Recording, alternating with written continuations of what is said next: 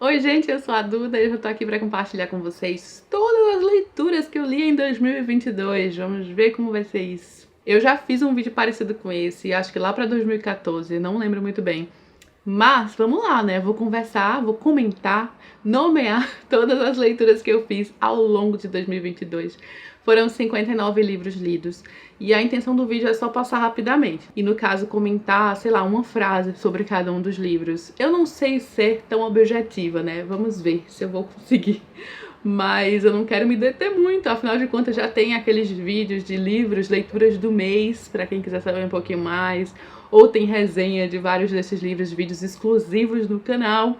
Então dá uma olhada se você se interessar por algo específico, mas eu vou tentar só fazer aquela rápida frase e mencionar cada um dos que eu li em 2022. Acho que vai ser divertido lembrar de tudo.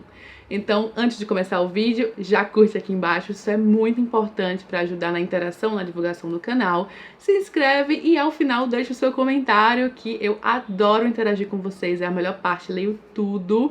Então não esquece e bora lá. Vou olhar um pouco pro lado, porque eu estou com um computador na minha frente, tá? Então a primeira leitura de 2022 foi Hell House, do Richard Matheson.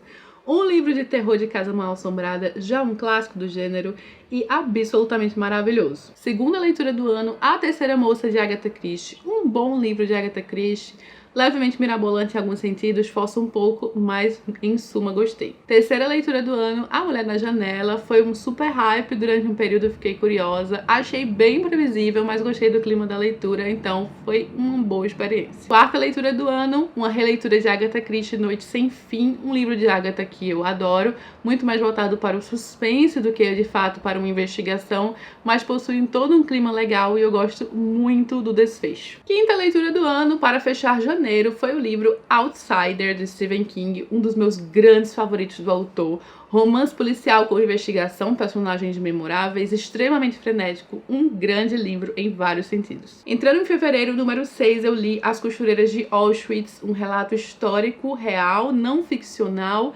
absolutamente incrível conhecer essas mulheres e realmente cheio de pesquisa histórica e detalhes. Um super livro de não ficção para quem se interessa pelo período da Segunda Guerra Mundial. Livro 7 do ano, Um Pressentimento Funesto, de Agatha Christie. Quarto livro dos 5 compostos pelo casal Tommy Tuppence.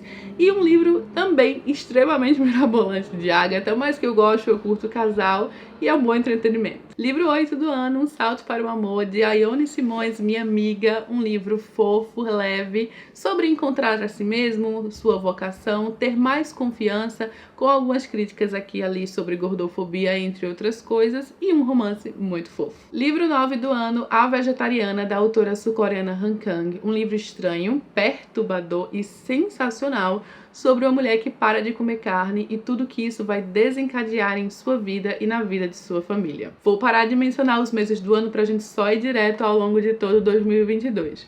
O livro 10 foi a graphic novel A História de Joe Shuster, o artista por trás de Superman, pelo Julian Volos e Thomas Camp, belamente ilustrada, sobre a criação de um grande personagem que influenciou absolutamente a indústria dos quadrinhos e toda a polêmica envolvida. Livro 11 do ano, O Amigo Perdido, um clássico holandês da autora Hella Haase, um livro sobre o poder da amizade, o impacto na vida de duas pessoas e também os grandes abismos sociais, culturais que separam colonizador dos nativos de um país. Livro 12 do ano, Natureza Morta, da autora Louise Penny, primeiro volume de uma série de romances policiais incrível que se passa em Three Pines, no Quebec, no Canadá. Cozy Mystery, um mistério aconchegante, muito bem elaborado e com um detetive incrível. Livro 13 do ano, Passageiro para Frankfurt, de Agatha Christie, o único livro da autora que eu não gosto, uma espécie de distopia, muito mirabolante e desinteressante, uma raridade na obra de Agatha. Livro 14 do ano, Um Estranho Irresistível, romance de época escrito por Lisa Kleypas, quarto volume da série dos Revenues.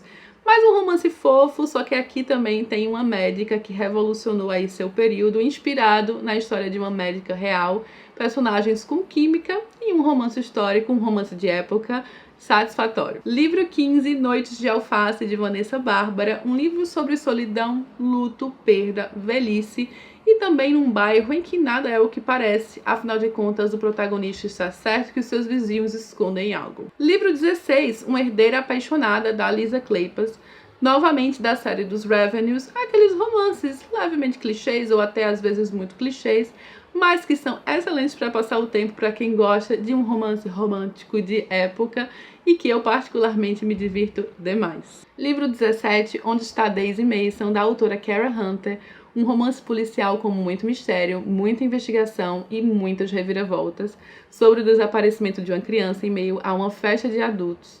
Com um caminho incrível, uma leitura que me sugou, porém tem um final levemente insatisfatório. Livro 18, O Moleque Ricardo, do José Lins do Rego, um personagem que faz parte do ciclo da cana-de-açúcar e em seu próprio livro vem para Recife em um momento histórico, uma Recife antiga, também com muita turbulência política e um romance de formação. Livro 19, Nêmesis, de Agatha Christie, último caso, último volume de fato que Agatha escreveu para Miss Marple, com a nossa adorável velhinha já idosa ao aceitar o seu último grande desafio, com um grande prêmio ao final. Livro 20, O Telefone Preto e Outras Histórias, do Joe Hill, também conhecido como filho de Stephen King.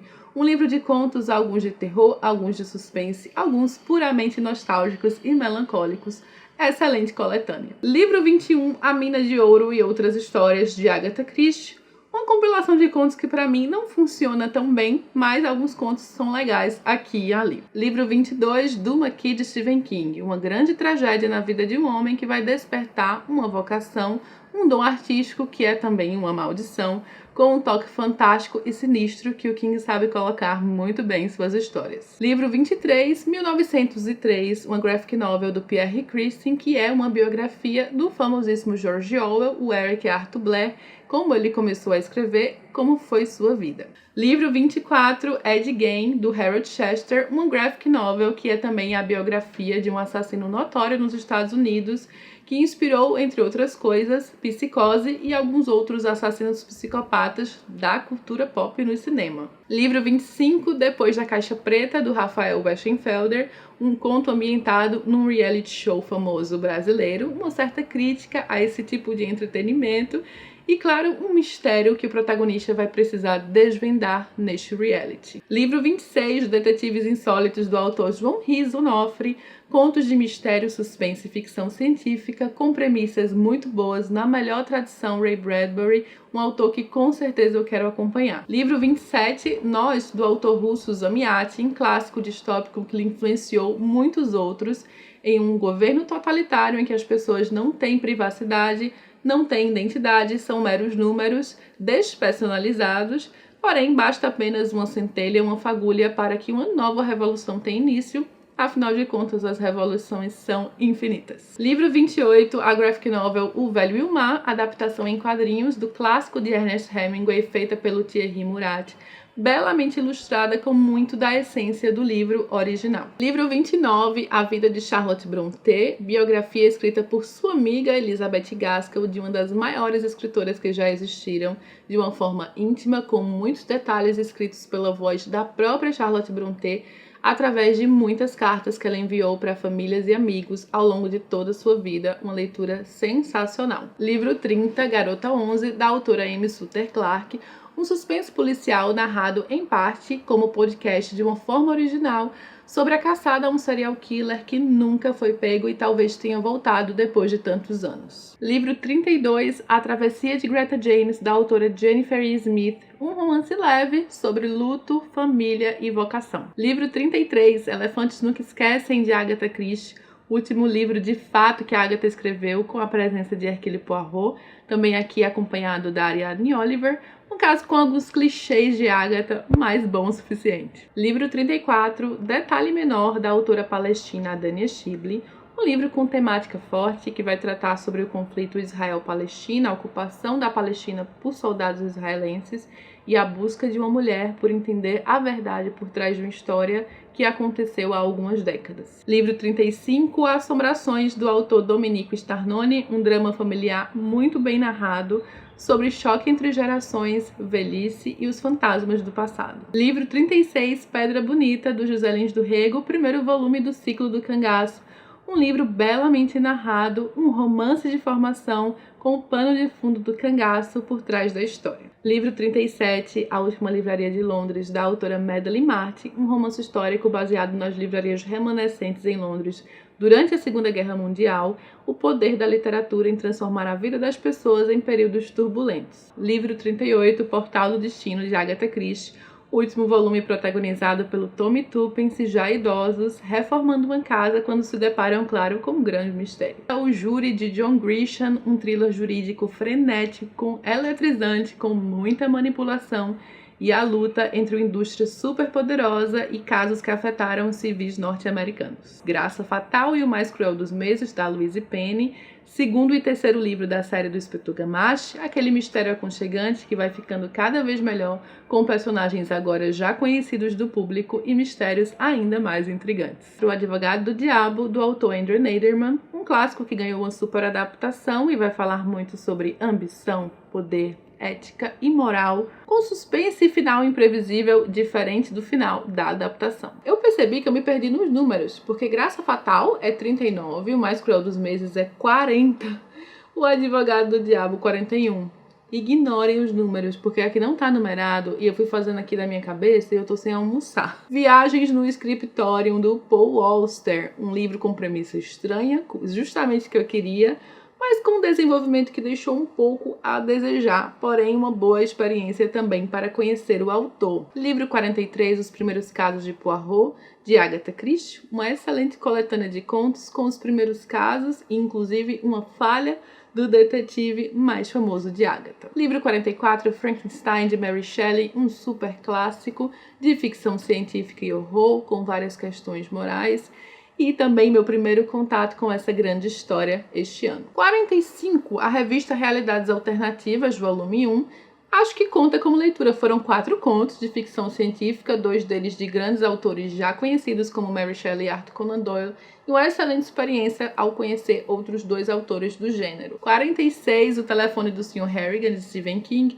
uma novela do livro Com Sangue, que vai falar sobre o relacionamento entre o senhor e um jovem garoto e como essa ligação entre eles é tão forte que vai desafiar a própria morte. 47, Cangaceiros, continuação de Pedra Bonita e segundo e último volume do ciclo do cangaço, aqui muito mais focado no movimento do cangaço, culturalmente, historicamente, socialmente, na vida das pessoas no interior nordestino. 48, Karen, da autora Ana Teresa Pereira, um romance suspense psicológico sobre uma personagem que não se reconhece nem as pessoas ao seu redor, com excelente ambientação e também a temática do duplo. Livro 49, O Pescador, de John Langan, um suspense e terror muito bem narrado sobre luto, perda, solidão, desespero e criaturas abissais. Livro 50, Gótico Nordestino, do autor Cristiano Aguiar, alguns contos muito interessantes com título autoexplicativo, são góticos e nordestinos. Livro 51, Cai o Pano, de Agatha Christie, um dos mais famosos da autora, o caso final de Hercule Poirot, com uma das tramas mais bem montadas e engenhosa de todas, um grande favorito,